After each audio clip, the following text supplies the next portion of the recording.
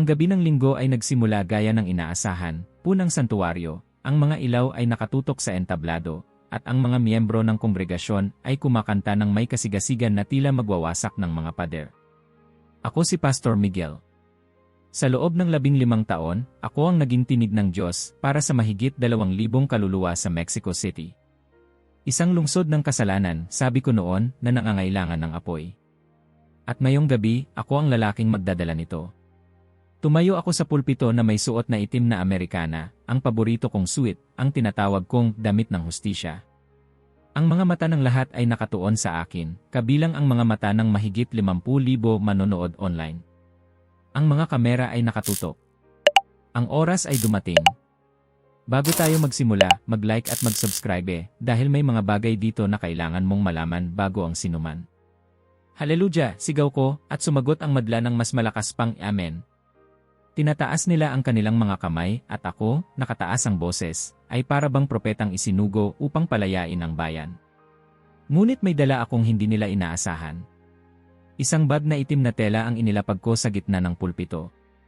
Mula rito, isa-isang lumitaw ang mga bagay na, para sa iba, ay banal, rosaryo, mga estampita, krusipiho, maliit na imahen ng mga santo. Tumahimik ang mga tao, isang sandaling katahimikan na tila sabik sa susunod kong hakbang. Ngayong gabi, sigaw ko, papalayain natin ang ating lungsod mula sa sumpa ng idolatriya. Mabilis akong lumapit sa malaking sisidlang bakal na inilagay ko sa gitna ng altar, at may apoy ng naglalagablab. Ang amoy ng garosin ay pumuno sa paligid, isang amoy ng ceremonial cleansing, sabi ko sa kanila. Pumalakpak ang mga tao. May nagsisigaw ng itapon mo, pastor, habang pinapahid ang luha sa kanilang pisngi. Ang unang nahulog sa apoy ay isang larawan ni San Judas. Walang kapangyarihan ang larawang ito, sabi ko, sabay bitaw. Lalong lumakas ang palakpakan. Sumunod ang isang kahoy na rebulto ni Maria. Hindi ito si Maria. Isa itong kahoy. Nasaan ang kapangyarihan ng Diyos dito? Muli, inihagis ko sa apoy. Sumambulat ang mga komento online. Ang iba'y nagbubuni, ang iba namay nagbabanta ng reklamo. Ngunit wala akong pakialam. Ako ang Pastor Miguel. Ako ang tinig ng katotohanan. Nakita kong umiiyak si Sister Patricia habang nakataas ang kamay. Wakasan mo ang kasinungalingan, Pastor. Sunugin mo lahat, bulalas niya. Sa gitna ng aking kasigasigan, isang matandang babae ang lumapit sa harap. Nakayuko, nanginginig ang kamay. Siya ay si Donna Carmen, isa sa mga unang lumipat mula sa Katolisismo patungong Pentecostal sa ilalim ng aking gabay. Pastor, mahinang bulong niya, hawak ang isang rosaryo, pag-aari po ito ng lola ko. 60 taon po niya itong ginamit para ipanalangin ang aming pamilya. Pero tama po kayo. Dapat na itong masunog. Tumingin ako sa kanyang mga mata. May lungkot doon na hindi maitatanggi, ngunit may pananalig din kinuha ko ang rosaryo. Ang mga perlas nito'y malamig at mabigat, parang may taglay na alaala ng libu-libong panalangin. Mga kapatid, sigaw ko habang tinataas ito sa harap ng kamera, ito ang sagisag ng 60 taong pagkakabihag sa idolatriya. Ngunit ngayong gabi, tapos na ang sumpa. Inilapit ko ang rosaryo sa apoy. Ang init ng apoy ay humaplos sa aking mukha. Ngunit napangiti ako. Nadama kong makapangyarihan, para bang ako si Elias sa bundok Carmel, hinahamon ang mga propeta ni Baal. Inihulog ko ang rosaryo. Subalit walang nangyari. Tumigil ang apoy. Tila biglang nawala ang hangin sa buong santuwaryo. Wala ni isang tunog. Kahit ang mga usok ay tila natigilan sa gitna ng pag-ikot. Ang rosaryo ay nanatiling nakalutang sa ibabaw ng apoy, hindi nasusunog, hindi gumagalaw. Walang nagsalita. Walang kumibo. Ako rin ay napatigil. Napako ang aking mga mata sa rosaryong para bang itinanggi ang batas ng pisika. Napalunok ako. Hindi ito kasama sa plano. Hindi ito ayon sa script. Nakasaksi kayo ng isang himala, sigaw ko, sinusubukang kontrolin muli ang eksena. Ipinapakita ng Diyos na walang kapangyarihan ang mga bagay na ito. Ngunit ang boses ko'y basag. Kinuha ko ang rosaryo mula sa apoy. Mainit ngunit hindi nasunog. Walang bakas ng apoy. Isinuksok ko ito sa basket sa gilid ng altar at nagpanggap na walang nangyari. Magpatuloy tayo, sabi ko, nanginginig ang tinig. Ang mga tao'y nag-aalangan pero sumunod. Muli silang umawit, ngunit may bigat sa hangin, parang lahat ay humihinga, ngunit walang nakakaramdam ng buhay. Pagkatapos ng serbisyo, sinalubong ako ng daan-daang mensahe. Tumutulog ang telepono ko sa bawat segundo. May mga papuri. May mga panalangin. Ngunit higit sa lahat may galit. Mga banta. Mga pagtutol. Ngunit isang mensahe ang tumama sa akin. Pastor Miguel, simula ng text, ako ang dating pastor ng simbahang pinagbasbasan ng rosaryong sinunog mo. Pag-ari iyon ng lola ni Carmen. Banal siyang babae. Nananalangin siya para sa mga pastor ng ibang pananampalataya sa loob ng 40 taon. Hindi mo ba naramdaman na may kakaiba? Binura ko agad ang mensahe. Ngunit hindi nabura sa loob ko ang epekto nito. Kinagabihan, hindi ako nakatulog. Pumikit ako pero ang imahe ng rosaryong hindi nasusunog ay muling sumulpot sa harapan ko. Sa panaginip, naroon si Donna Carmen o ang lola niya. Nakaupo sa isang lumang silya, may hawak na rosaryo at binabanggit ang aking pangalan. Pagpalain si Pastor Miguel, wika niya. Naway matagpuan niya ang kapayapaan. Nagising akong basang-basa sa pawis. Sa gilid ng kama, si Mara ay nakatingin sa akin, nag-aalala. Miguel, bulong niya, anong nangyayari sa'yo? Wala, sabi ko, kasi nungalingang mabilis kong kinain. Ngunit may kung anong gumagalaw na sa ilalim ng balat ko. Parang binibitak ng isang kamay mula sa loob ang aking ribcage, at alam ko, hindi pa ito ang katapusan. Pagkatapos ng serbisyong iyon, nagsimula ang unos. Hindi pa man natutuyo ang pawis sa aking noo, ang telepono ko ay nag-vibrate ng walang tigil. Habang papalabas ako ng simbahan, nilapitan ako ng ilang mga miyembro, may lumuluha sa tuwa, may tahimik lang na nakatitig, may halatang gulat sa mukha. Ngunit ang pinakanangibabaw ay ang online. Ang komento sa live broadcast ay sumabog sa dami. Matapang na lingkod ng Diyos, sabi ng ilan. Basag ang sumpa. Diyos ang nagpakita ng kapangyarihan. Ngunit may iba, hindi ito makakristo. Bakit kailangan sirain ang paniniwala ng iba? Igalang ang pananampalataya ng lola ko. Sa loob ng 24 oras, trending ang pangalan ko sa social media. May nagsulat ng artikulo, ang pastor na sumunog sa pananampalataya. Isang katolikong influencer ang naglabas ng video na may 1.2 milyon views sa unang araw. Sa thumbnail ng video, naroon ang mukha kong nakangiti habang nasusunog ang rosaryo. Pag-uwi ko ng gabing iyon, tahimik ang bahay. Si Mara ay nasa sala, nanonood ng balita, ako ang tampok. Tumigil ang aking mga paa sa pintuan. Huli ka na, sabi niya, hindi inaalis ang tingin sa Rey. May meeting pa, palusot ko. Huwag ka nang magpaliwanag. Napanood ko ang buong sermon. Umupo ako sa tabi niya. Wala siyang sinabing masakit. Mas masakit iyon.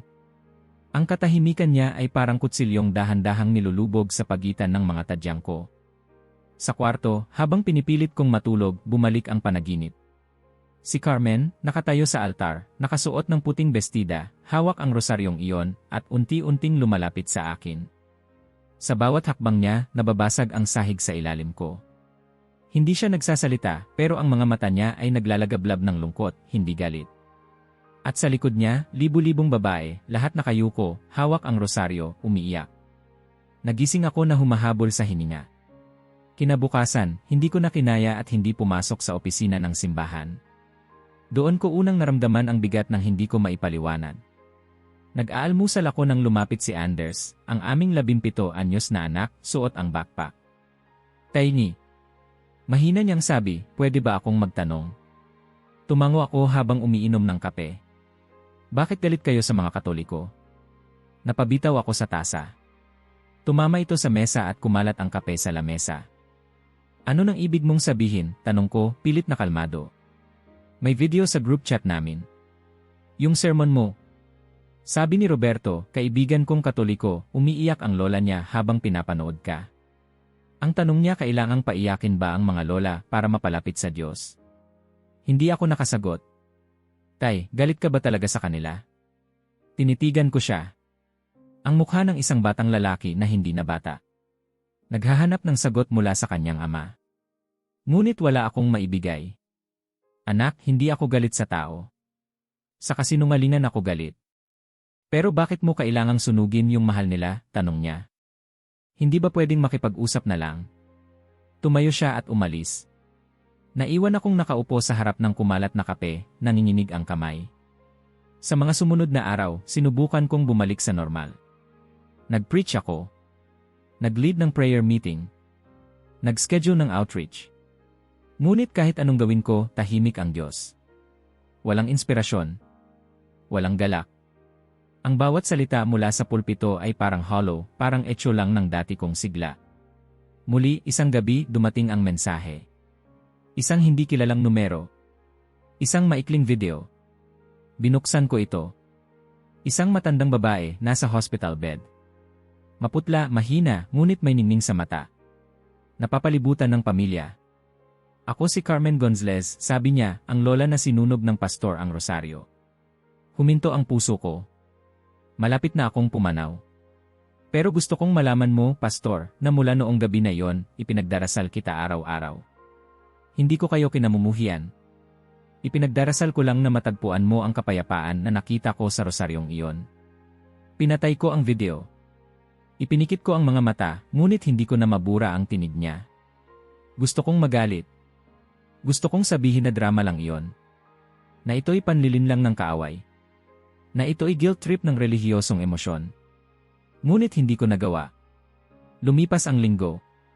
Sa simbahan, may 5 pamilya ang hindi na muling bumalik. Isa sa kanila ay sina Don Roberto, ang aming ina't yaman, na dumating sa opisina ng simbahan isang hapon. Pastor, bungad niya, naiintindihan ko ang layunin mo. Pero maraming tao ang nasaktan.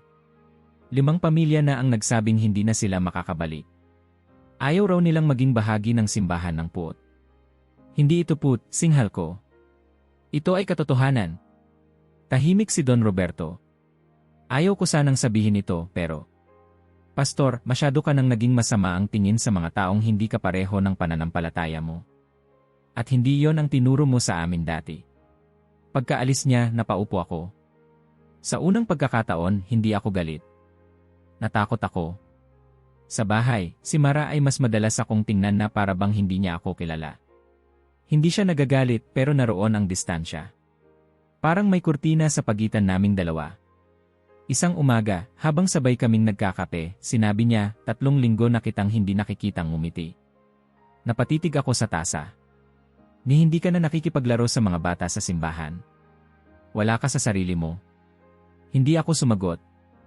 Hindi mo na kailangang ipaliwanag kung hindi ka pa handa. Pero Miguel, gusto kong malaman mo, mahal pa rin kita. Pero mahal ko rin yung lalaking pinakasalan ko. Yung lalaking hindi kailangang manalo sa lahat ng debate para magmahal. Parang punyal ang bawat salita. Noong gabing iyon, umupo ako sa study ko, mag-isa, walang ilaw, walang musika. Kinuha ko ang Biblia. Binuksan ko ito sa gitna. Walang plano, walang direksyon. Ang napunta ko'y awit 51, 1-0, likhaan mo ako ng malinis na puso, O Diyos, at baguhin mo ang aking espiritu upang maging tapat sa iyo. Napahawak ako sa dibdib ko.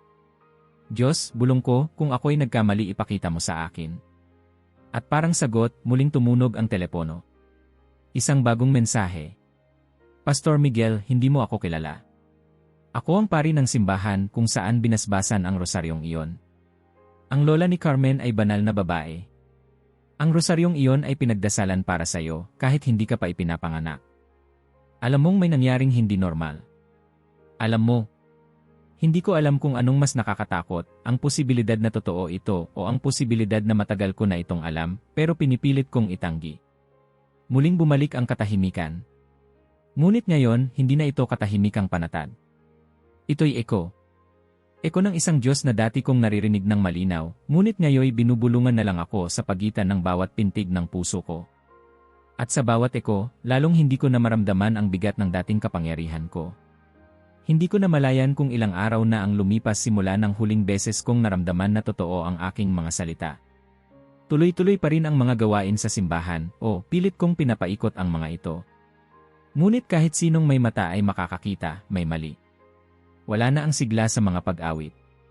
Sa tuwing babanggitin ko ang kapangyarihan ng Diyos, parang kulob na hindi na kayang pakinggan. Ang mga halakhak ay bihira na. Ang mga pagdalo kumukonti.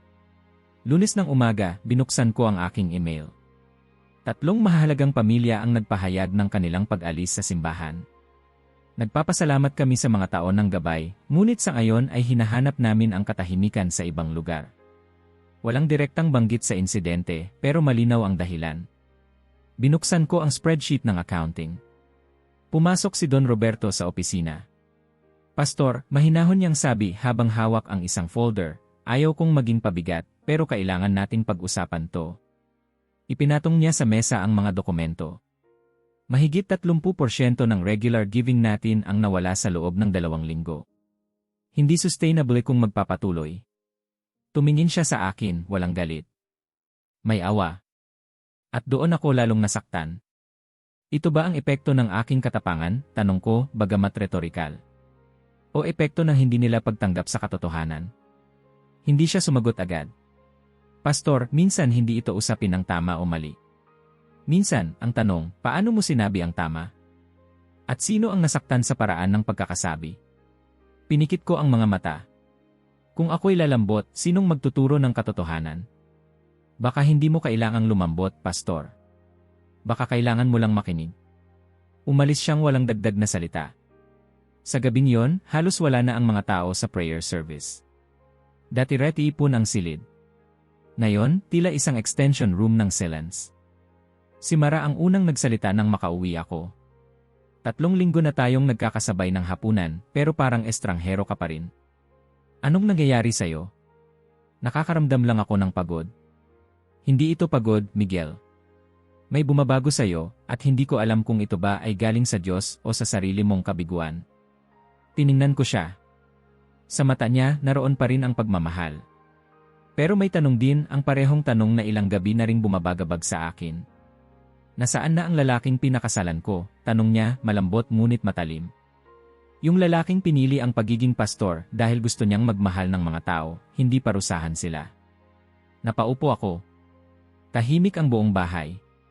Wala kaming reye, wala ring musika. Maria, bulong ko, paano kung mali ako? Tahimik. Paano kung ako ang naging kasangkapan para masaktan ang mga taong dapat kong alagaan?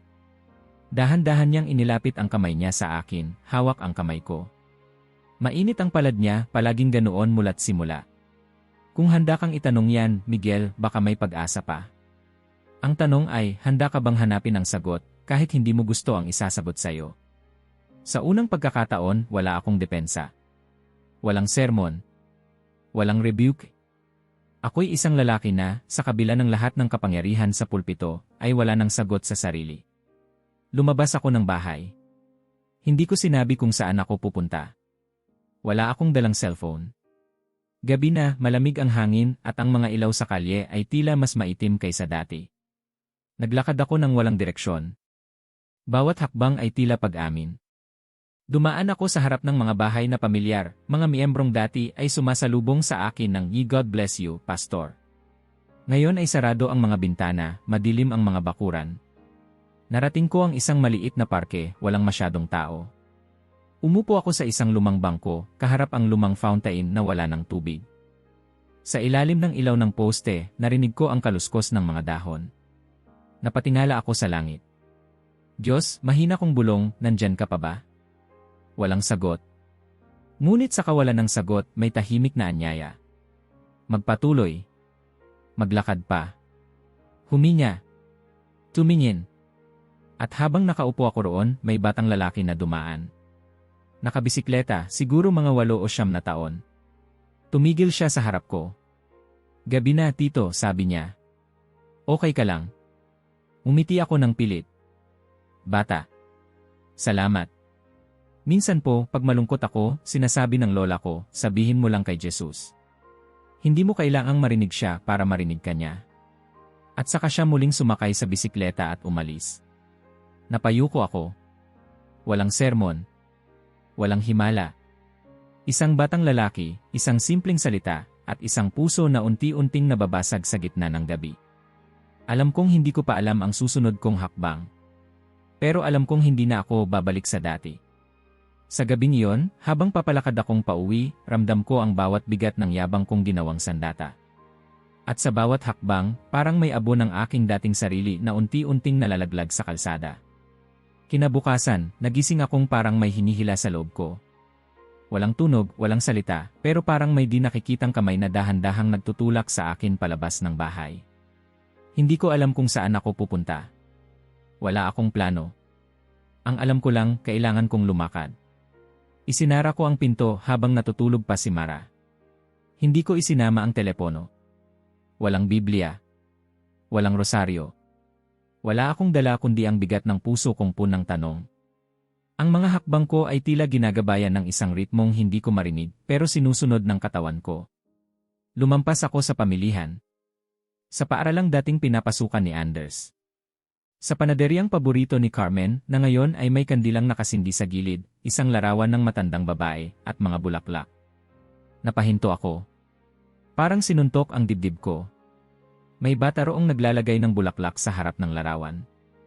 Hindi ko tinangka lumapit. Naglakad ako muli.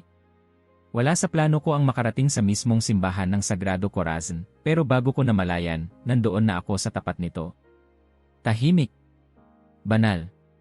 Ang mga stained glass windows ay nagliliwanag sa ilalim ng sikat ng araw, at sa unang pagkakataon, hindi ko sila nakita bilang simbolo ng maling doktrina, kundi bilang sining na may kwento. Kwento ng pananampalataya. Kwento ng tao. Lumapit ako sa mga hakbang ng simbahan, pero hindi ako pumasok. Naupo ako sa isang bakal na upuan sa labas. Pinagmasdan ko lang ang mga taong lumalabas, matatandang may tungkod, mag-asawang may dalang sanggol, isang grupo ng kabataan na patawa-tawa habang may hawak na buklet ng misa. Tila isang mundo na dati kong tinuring na kalaban. Ngayon ay isang mundong hindi ko maikakailang may kapayapaan. Habang iniinom ko ang bawat tanawin, isang batang babae, mga 8 taong gulang, ang biglang tumakbo pababa sa mga hakbang ng simbahan. Nadapa siya sa mismong tapat ko. Napaiyak siya, hawak ang sugatang tuhod. Agad akong lumapit. Ayos ka lang, iha. Tumingin siya sa akin, may luha pero hindi takot. Opo, tito. Thank you. Nasaan ang magulang mo? It's okay, susunduin na po ako ni mama, sagot niya habang pinupunasan ang luha gamit ang palad. Anong ginagawa mo rito? Galing po kami sa misa. Sunday school po ako. Napangiti ako pero hindi ko alam kung paano sasabihin ang susunod kong linya. Hindi kasi ako Katoliko, iha. Iba akong simbahan. Tumingin siya sa akin, kumunot ang noo, saka ngumiti. Different how? Tanong niya. Ako ang pastor ng simbahan sa kabila. Ah, sagot niya, parang wala lang. Sabi po ng lola ko, lahat daw ng nagmamahal kay Jesus ay magkakapatid. Mahal niyo po ba si Jesus? Napako ang tingin ko sa kanya. Isang simpleng tanong. Isang tanong na bumiyak sa kaluluwa ko. Sagot ko, halos pabulong. Mahal ko siya. Di magkapatid tayo, sabi niya sabay tawa at tumakbo pabalik sa simbahan, parang walang nangyari. Tumayo ako roon, hindi makagalaw. Sa loob ng 30 segundo, sinabi ng isang batang babae ang hindi ko masabi sa pulpito sa loob ng maraming taon. Mahal ko si Jesus. Mahal nila si Jesus. Nasaan ang digmaan? Umuwi akong parang nakalutang. Pagpasok sa bahay, may nakita akong maliit na pakete sa may pintuan, nakabalot sa kayumangging papel. Walang pangalan ng sender. Pagbukas ko, naroon ang rosaryo. Ang parehong rosaryo na inabot sa akin ni Carmen sa altar. Buo. Walang sunog. Kumikinang ang mga butil na ina ng perlas na parang bagong likha. May kasamang liham. Pastor Miguel. Hiniling ni Lola Carmen bago siya pumanaw na ipadala namin ito sa inyo. Sabi niya, mas kakailangan ninyo ito kaysa sa amin. Ipinagdasal niya ang rosaryong ito para sa inyo sa loob ng 60 taon kahit hindi pa niya kayo kilala. Kasi ipinakita raw sa kanya ng Diyos sa panaginip na may isang pastor na darating na kakailanganin ang panalangin niya. Hindi namin kayo kinamumuhian. Gusto lang naming malaman nyo, ipinagdasal kayo ng lola ko mula noon pa man. Sana matagpuan nyo ang kapayapaan. Walang pangalan. Walang pirma. Pero sapat na yon. Napaupo ako sa hagdan, hawak ang rosaryo sa pagitan ng 2 palad. 60 taon. Isang matandang babae, gabi-gabi, walang reklamo, walang hinihinging kapalit, panalangin para sa isang taong hindi pa ipinapanganak. Para sa akin. At ako, ang tanging nagawa ko ay sunugin ang kanyang alaala. Ngunit hindi nasunog. Bakit? Hindi ko alam kung ilang oras akong nanatili roon. Tahimik ang buong bahay. Marahil si Mara ay nasa kwarto pa rin. Hindi ko alam. Ang oras ay wala ng saysay. Ang alam ko lang, ang hawak ko sa mga palad ko ay hindi kwintas lang. Hindi rebulto. Hindi simbolo. Ito ay saksi ng paniniwala. Pusong nagmahal. Panalangin hindi huminto. Ang bigat ng hiya ay hindi na kasing bigat ng dati. May kapalit ito ngayon, isang uri ng pagkauhaw. Gusto kong maunawaan. Hindi bilang pastor. Hindi para sa debate. Kundi bilang isang tao. Ano ang uri ng pananampalataya na kayang magdasal para sa isang kalabang hindi kilala? Ano ang uri ng pagmamahal na hindi nanghuhusga kundi tumatanggap? Sa mga susunod na minuto, isa lang ang malinaw sa puso ko, kailangan kong bumalik. Hindi lang sa simbahan. Hindi lang kay Mara. Kailangan kong bumalik sa Diyos na matagal ko nang ginawang boses ng galit, ngunit matagal na palang nagsasalita sa akin sa anyo ng isang matandang babae, isang batang babae, isang pari, at isang rosaryong hindi nasunog. Madaling araw. Eksaktong 3:00. Nagising akong parang may tumawag sa pangalan ko. Hindi boses ng tao. Hindi ingay mula sa labas. Isa itong tawag na hindi narinig ng tainga, ngunit naramdaman ng buong katawan. Miguel. Tumayo ako, malamig ang pawis sa batok. Tahimik ang buong bahay.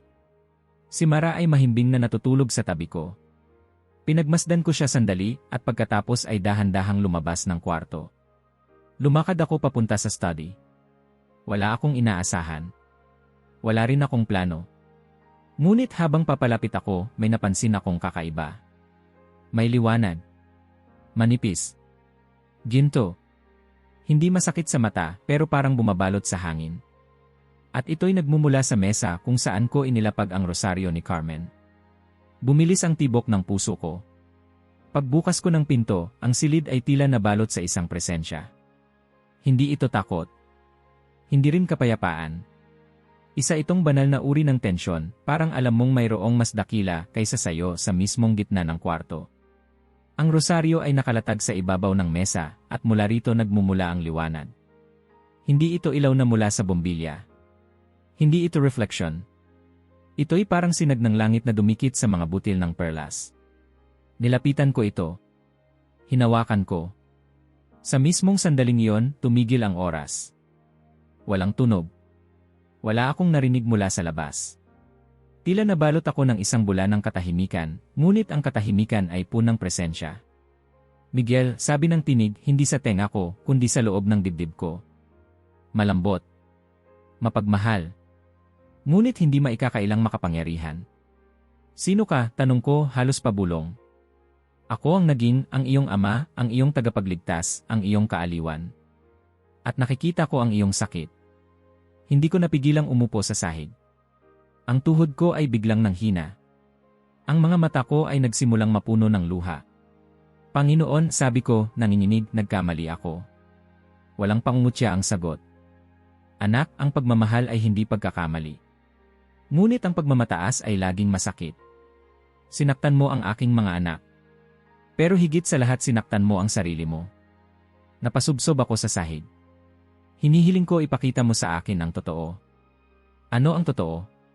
Biglang parang pelikula ang pumalit sa harap ko. Sa loob ng isip ko, parang nanonood ako ng buhay ng isang tao, si Carmen. Isang batang babae na nakaluhod sa harap ng isang altar. Hawak ang parehong rosaryo. Nagsusulat sa isang notebook, panalangin para sa mga pastor na hindi ko pa kilala. Sumunod, isang dalagang nagtuturo ng Biblia sa mga batang mahihirap. Sa bawat pagtatapos ng klase, ipinagdarasal silang lahat, binabanggit ang pangalan ng mga simbahan sa paligid, kasama ang mga protestante. Isang ina, naghahanda ng pagkain para sa mga kapitbahay na walang-wala.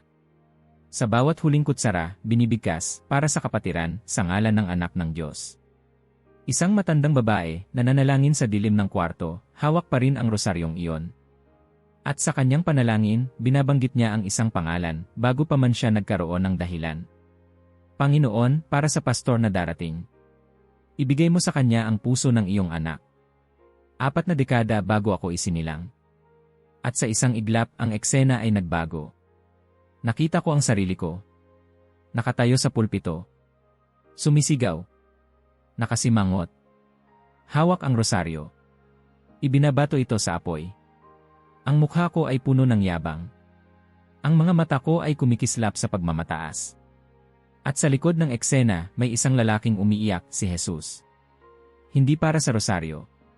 Hindi para sa mga imahe. Umiiyak siya dahil ang mga anak niyang nagmamahal sa kanya ay sinasaktan ang isa't isa sa kanyang pangalan. Galit ka ba sa akin? Tanong ko sa gitna ng paghikbi. Hindi ako galit, Miguel. Ako ay nalulungkot.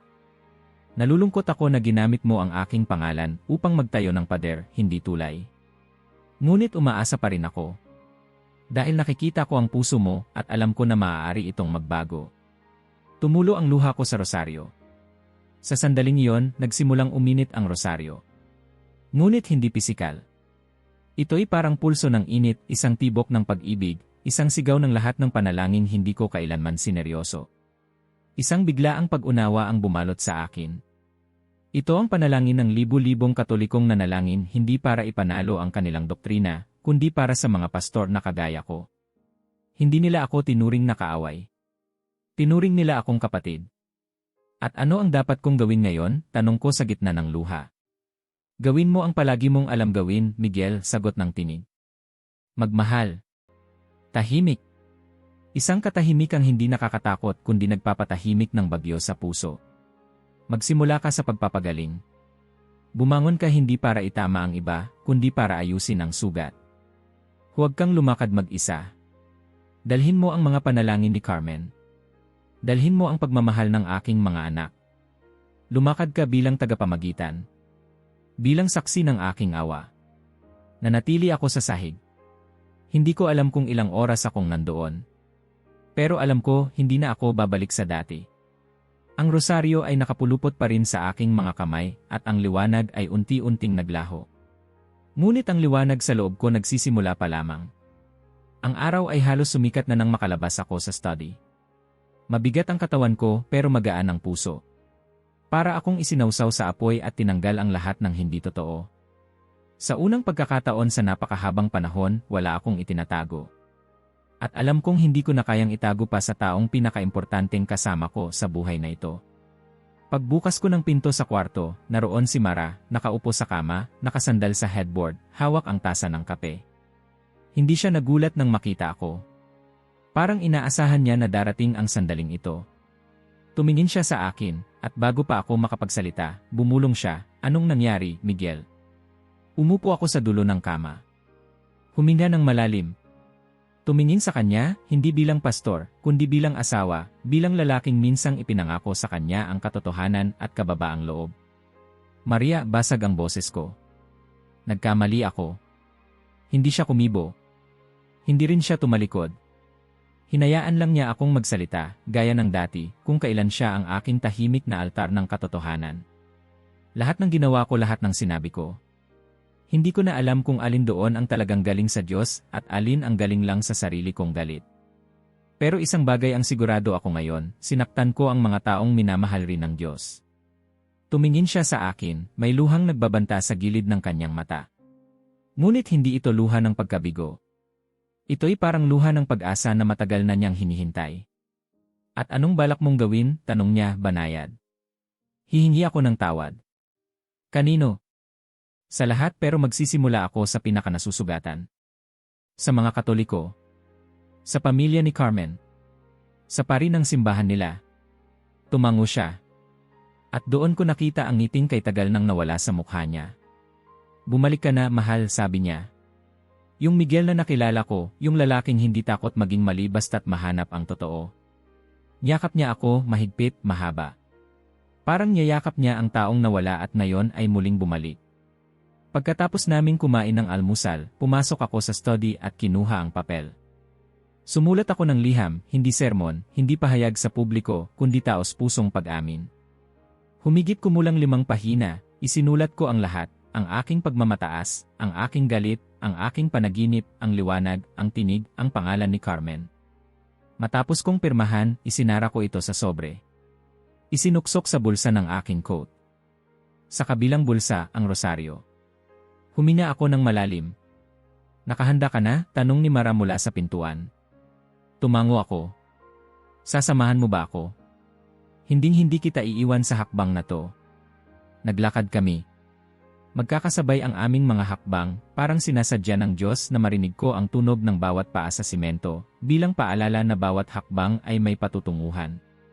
5 bloke ang layo ng simbahan ng Sacred Heart, pero sa bawat metro ay tila bumabalik sa akin ang mga alaala, ang araw ng sunugan, ang mga sigawan, ang tinig ng batang babae, ang panaginip ko kay Jesus na umiiyak. Lahat sila ay piraso ng kabuang sugat, at alam kong bawat isa ay kailangang harapin. Nang makarating kami sa simbahan, huminto ako sa tapat ng pintuan. May ilang mga tao sa labas, mga matatandang lalaking nagdarasal ng rosaryo, mga nanay na may hawak na dasal booklet. Tiningnan nila ako, hindi dahil kilala nila ako, kundi dahil tila nadama nila ang pag-aatubili sa bawat galaw ko. Sa gilid ng pinto, may bell. Pinindot ko ito. Makalipas ang ilang segundo, bumukas ang pinto.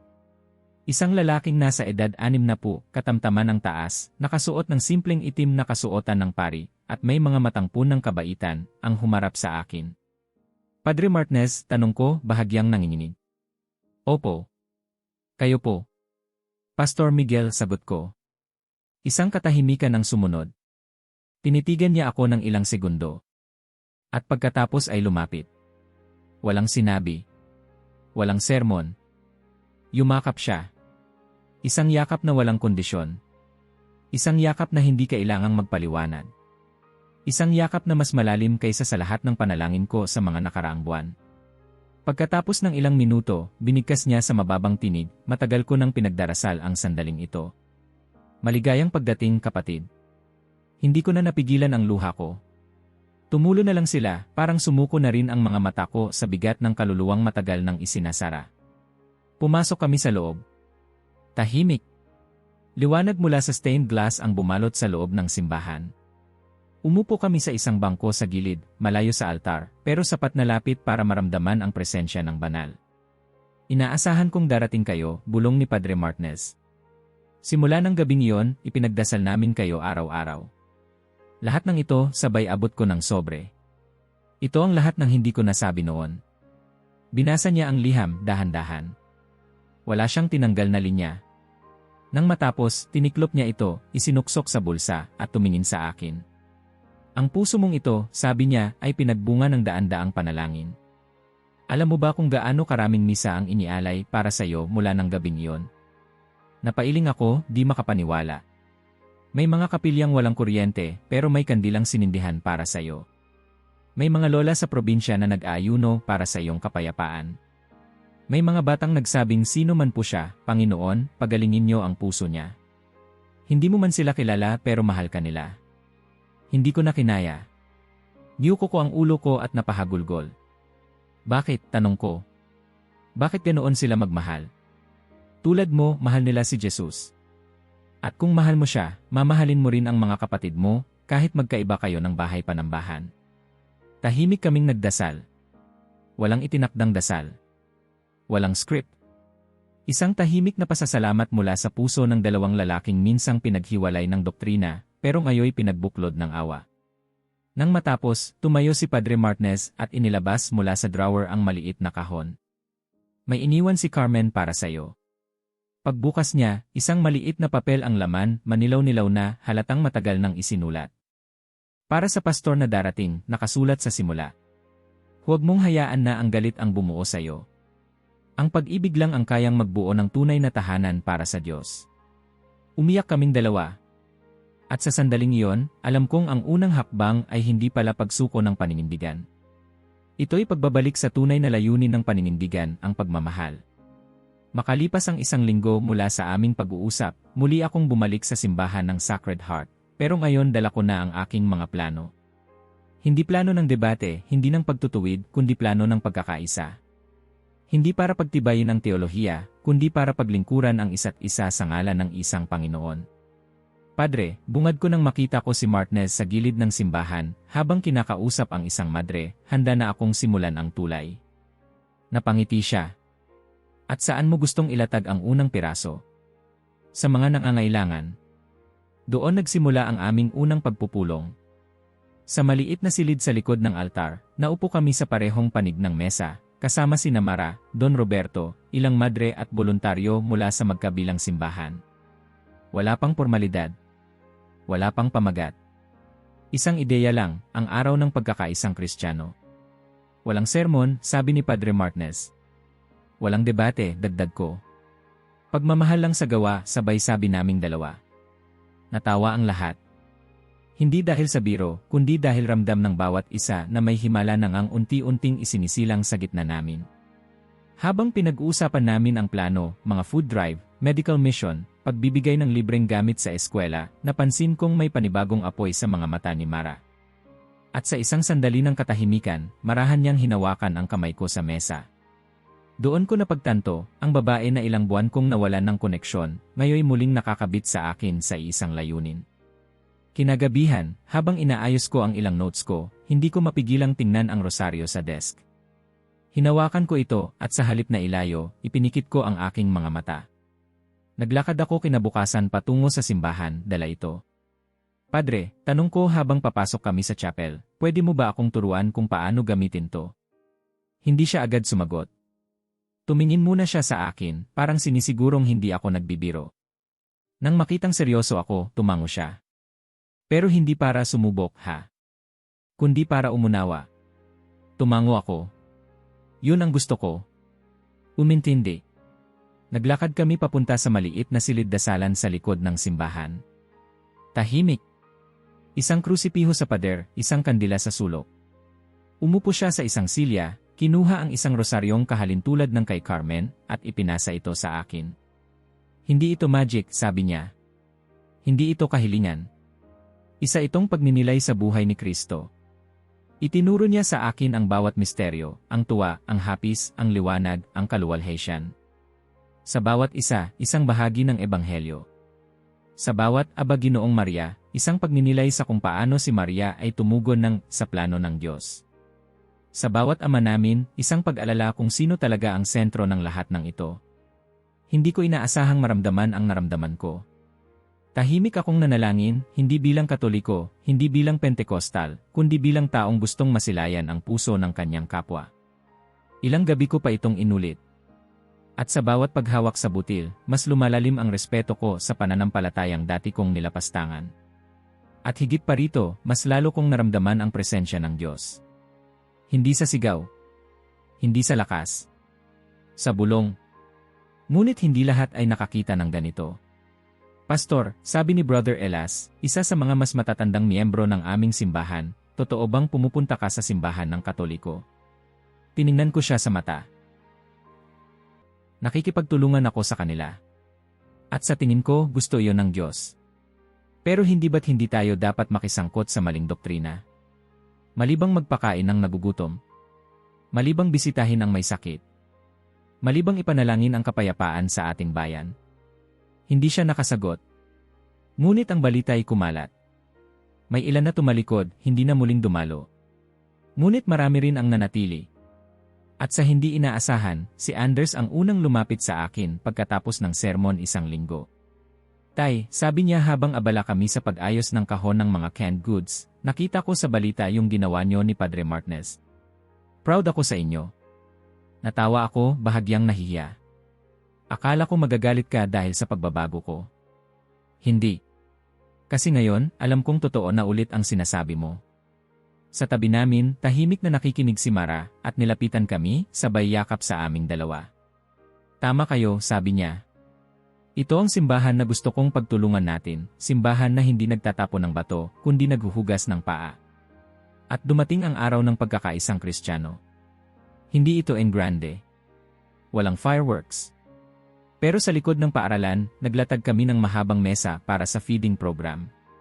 Katabi ng mga madre ang aming worship team. Nasa isang gilid ang chore ng simbahan ng Katoliko, nagtuturo ng mga awit sa mga batang Pentekostal. May naglalakad na pari at pastor na magkaakbay, sabay nag-aabot ng grocery bags sa mga magulang. May isang matandang lalaki, dating miyembro ng simbahan na umalis noong sunugan, lumapit at nag-abot ng sobre. Pastor, sabi niya, hindi ko maintindihan ang lahat ng pagbabago mo, pero ngayon, gusto kong makisama. Kasi sa wakas, nararamdaman ko ang presensya ng Diyos, hindi sa mga salita, kundi sa gawa. At sa hapon ding yon, tumanggap kami ng mensahe mula sa ospital. May 27 pasyente na walang pamilya ang nangangailangan ng dalaw. Mabilis naming binuo ang isang team, mga Katoliko, mga Pentekostal, magkasamang nagdala ng pagkain, dasal, at presensya. Nakita ko si Anders habang kinakausap ang isang lalaking may cancer. Si Mara, hawak ang kamay ng isang matandang babae habang binabasa ang Psalm 23. Si Padre Martinez, nakikipagkwentuhan sa isang nurse. At ako, nakatayo sa gilid, hawak pa rin ang rosaryo, ngunit hindi para gamitin, kundi bilang paalala, ito ang naging tulay. Walang sermon na kayang tumibag ng ganito kalaking pader. Pero isang panalangin, sinundan ng isang kamay na nakipagkaisa, sinundan ng puso na handang makinig, iyon ang sumira sa muwang itinayo ko noon. Ngayon, wala nang pulpitong mas mataas. Pantay ang lahat. At sa gitna ng lahat ng ito, isang tinig ang nananatiling malinaw sa puso ko. Bumangon ka at pagalingin mo ang mga nasaktan mo. Huwag kang mag-isa. Sumabay ka sa pag-ibig ni Carmen.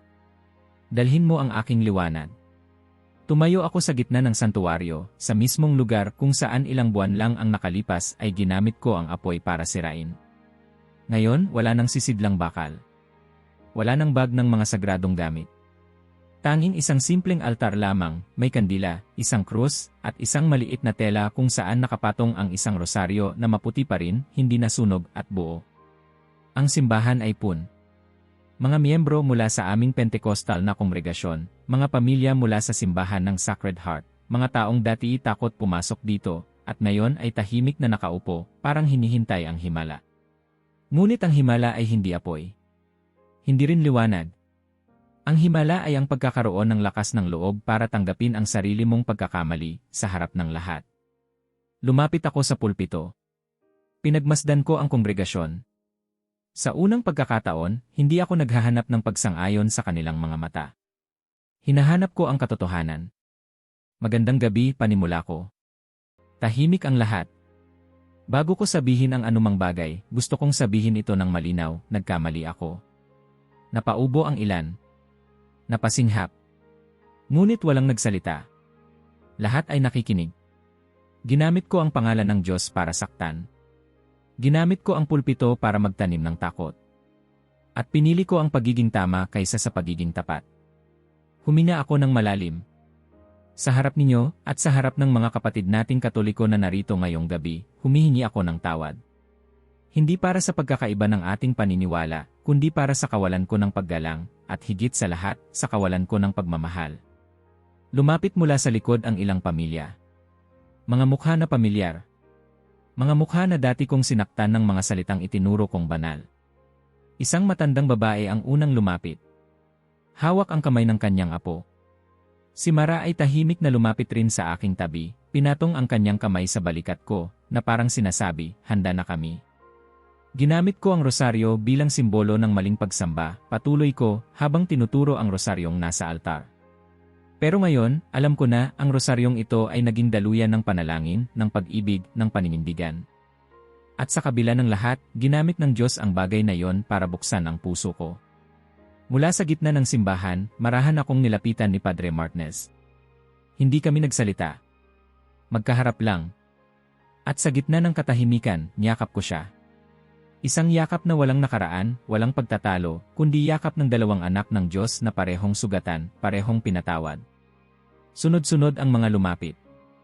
Isa-isang yakap. Mga halik sa pisngi. May mga lumuhod sa tabi ng altar. May umiiyak. May tumatawa sa gitna ng luha. At ang buong simbahan, dating punang tensyon, ngayon ay tila nilinisan ng presensya ng Espiritu.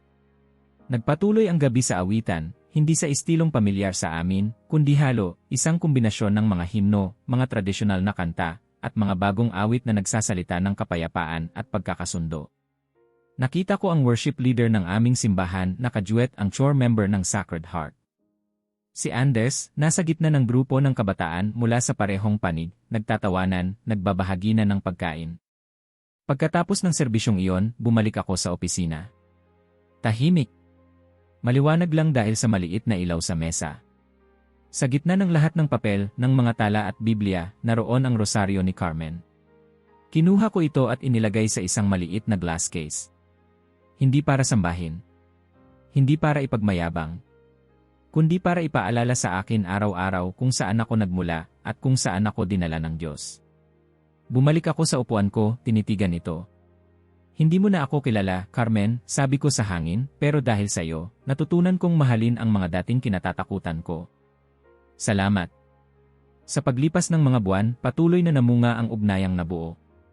Nagtayo kami ng food bank na pinangungunahan ng volunteers mula sa 2 simbahan. Nagtutulungan sa pagtuturo sa mga bata. Nagbibigay ng libreng medical check-up tuwing ikalawang Sabado. Tuwing Disyembre, sama-samang nag-organisa ng Posada de Unidad, isang pagdiriwang na sinimulan ng mga dating magkakalaban. May ilan pa ring umaalis. May ilan ding nag-aalangan. Pero mas marami ang nananatili, hindi dahil sa akin, kundi dahil nakita nilang posible ang pagbabago. Nakita nilang ang tunay na kapangyarihan ay hindi sigaw, kundi yakap. Hindi sermon, kundi pag-unawa. Sa huling bahagi ng taon, habang naglilinis ako ng study, natanaw ko si Mara sa may bintana, pinagmamasdan ang mga batang naglalaro sa labas. Lumapit ako. Mara, sabi ko, anong tingin mo sa lahat ng ito? Tumingin siya sa akin, ngumiti. Ito ang simbahan na pinangarap kong itayo natin noon pa. Isa kung saan walang pader kundi tulay. Ngumiti ako pabalik. Hinawakan ko ang kanyang kamay. At sa sarili kong puso, sinumpaan kong iaalay ang nalalabi kong mga taon hindi para mangaral ng galit, kundi upang mamuhay bilang isang saksi ng awa. Hindi para baguhin ang paniniwala ng iba, kundi para mas lalo kong mahalin sila, gaya ng pagmamahal ng Diyos sa akin sa gitna ng lahat ng aking pagkakamali.